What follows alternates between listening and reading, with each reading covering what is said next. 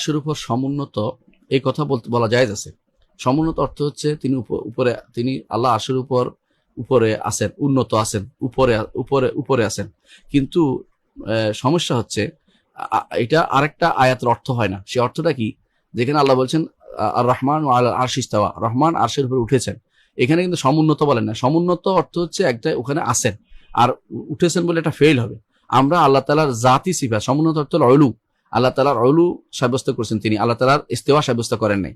এই জন্য যে ব্যক্তি বলবে হ্যাঁ অলু সাব্যস্ত করা শুদ্ধ, আল্লাহ তাআলা সবকিছুর উপরে এটা সাব্যস্ত করা শুদ্ধ, কিন্তু এটা আয়াতের অনুবাদ নয়, আর রহমান আলা আরশ ইস্তাওয়ার অনুবাদ নয়।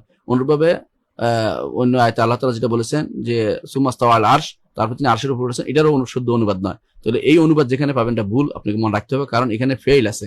ফেইলের অনুবাদ আসে নাই।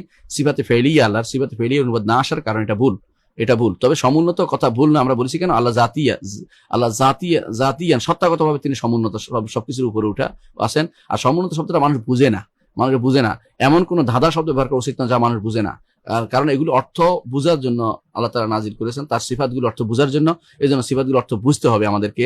আপনি সরাসরি বলবেন আল্লাহ তাআলা আরশের উপর উঠেছেন, এটাকে কোনোভাবেই এদিক সেদিক করার কোনো সুযোগ নাই। কারণ আর এই ভাষাতে শব্দ আসছে সাআদা, ওয়ারতাফা, আলা, ইস্তাকাররা, চারটি শব্দ আসছে। চারটি শব্দের অর্থই হচ্ছে আল্লাহ তাআলা আরশের উপর উঠেছেন। সাআদ অর্থ আরোহণ করেছেন, আলা অর্থ উপরে উঠেছেন, আর সাআদা ওয়ারতাফা উপরে উঠেছেন, সবগুলি একই অর্থ বুঝায়, উপরে উঠেছেন বুঝায়। এখন আপনি যে সমুন্নত বলেন, আপনি উপরে উঠেছেন অর্থটা করলেন না, এর অর্থ হচ্ছে আপনি কিন্তু আল্লাহর সিফাতে ফেলিয়ার অর্থ করেন না, এই জন্য এটা ভুল।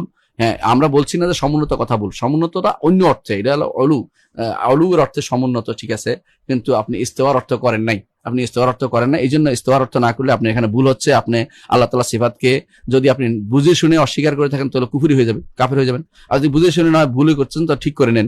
এখন থেকে যখনই যেখানে ইস্তেওয়া আল আরশ কোরআনে কারিমের 7 জায়গায় আসছে, হাদিসে বহু জায়গায় আসছে, তো সেখানে অথবা আলেমদের কথায় আসছে, ইমামদের কথায় আসছে, সব জায়গাতে আপনি অর্থ করতে হবে তিনি আরশের উপর উঠেছেন, অর্থ করতে হবে, সেখানে কোনো সমুন্নত করলে হবে না। আর যেখানে মুস্তাওয়ী আল আরশ শব্দটা আসছে, অর্থাৎ আরশের উপর আছেন, উপরে আছেন, সেখানে উপরে অর্থ হয়, সেখানে আপনি সেখানে অর্থ করতে পারবেন যে সমুন্নত, কারণ অলু এটাও আল্লাহর একটা সিফাত, সেটা অর্থ করবেন, কিন্তু সেই অর্থটা এখানে আসবে না, ইস্তেওয়ার অর্থে আসবে না। আশা করি বিষয়টা বুঝছেন। আর সমাসীনটা কোনোভাবে আসবে না। সমাসীনটা কোনোভাবে কেন আসবে না? সমাসীন অর্থ হচ্ছে আসন গ্রহণ করেছেন যিনি। আমরা তো আল্লাহকে আসন গ্রহণ করেছেন এইভাবে কথাবার্তা বলি না। আল্লাহ আমরা বলছেন আরশের উপর আছেন, আরশের উপর উঠেছেন, দুইটা বলি, কিন্তু আমরা কোন আসন গ্রহণ করেছেন, বসেছেন, এটা কিন্তু আমরা বলি না। যদি বলে কোনো দলিল থাকে সেটা আমরা অস্বীকার করি না, কিন্তু এটা ইস্তেওয়া আল আরশের সঠিক অর্থ নয়।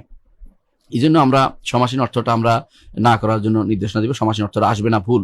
অনুরূপভাবে কেউ অধিষ্ঠিত করেন, এটা তো মোটেই অর্থ নয়। অধিষ্ঠিত অর্থ হল ইস্তাওলা, এটাও শুদ্ধ নয়। একমাত্র শুদ্ধ অর্থ হচ্ছে তিনি রহমান আরশের উপর উঠেছেন, রহমান আরশের উপর উঠেছেন, এটা ছাড়া আর দ্বিতীয় কোনো অর্থ করলেই ইস্তেওয়ার অর্থটা আসে না।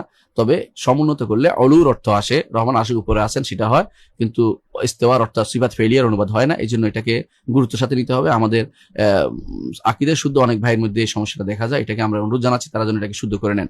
আল্লাহ আমাদেরকে বোঝার তৌফিক দান করুন।